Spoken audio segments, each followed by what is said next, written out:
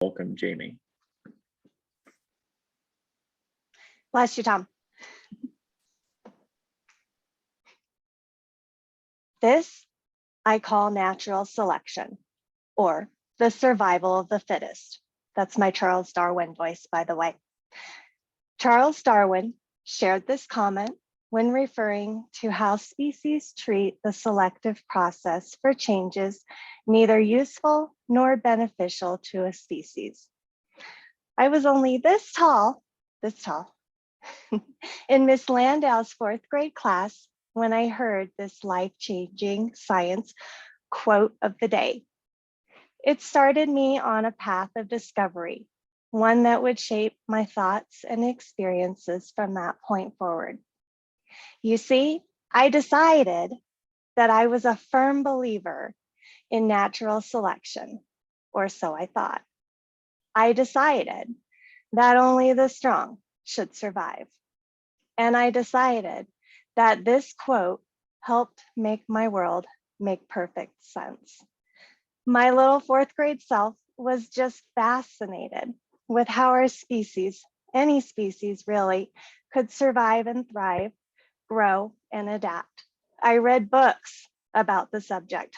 I made Miss Landau read stories to the class.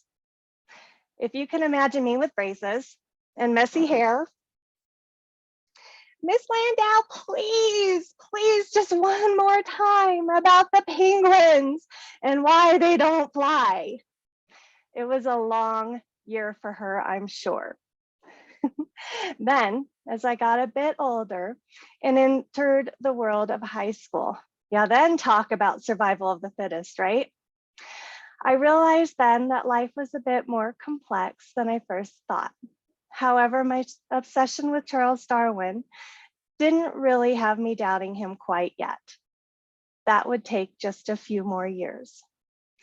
Ironically, I received my bachelor's degree in psychology and began trying to understand really why Darwin's theory didn't quite ring true to our human species.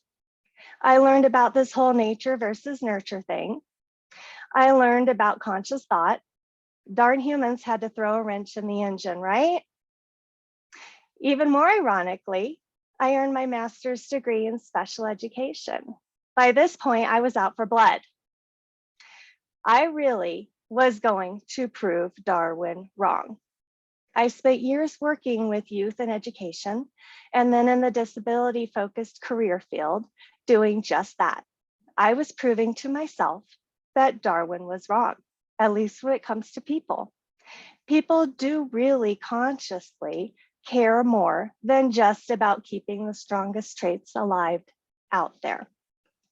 My fascination with Darwin even impacts what I do today.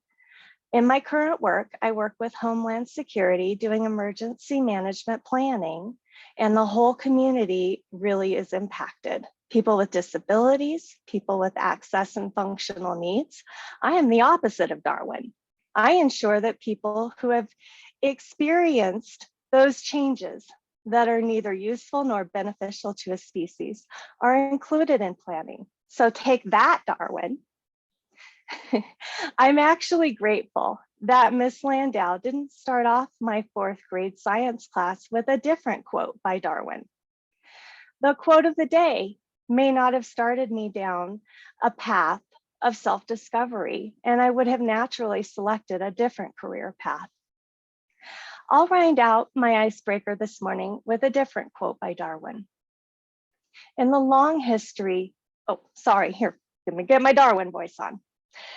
In the long history of humankind and animal kind too, those who learned to collaborate and improvise most effectively have prevailed. Wait, what? Isn't this what I've been telling Darwin all along? I can't imagine where that quote would have taken me. Thank you very much. Back to you, Mr. Toastmaster. Awesome. Thank you, Jamie. Thank you so much. That was a wonderful first introduction speech, and we thank you for that. I'm gonna go ahead and hit the pause button.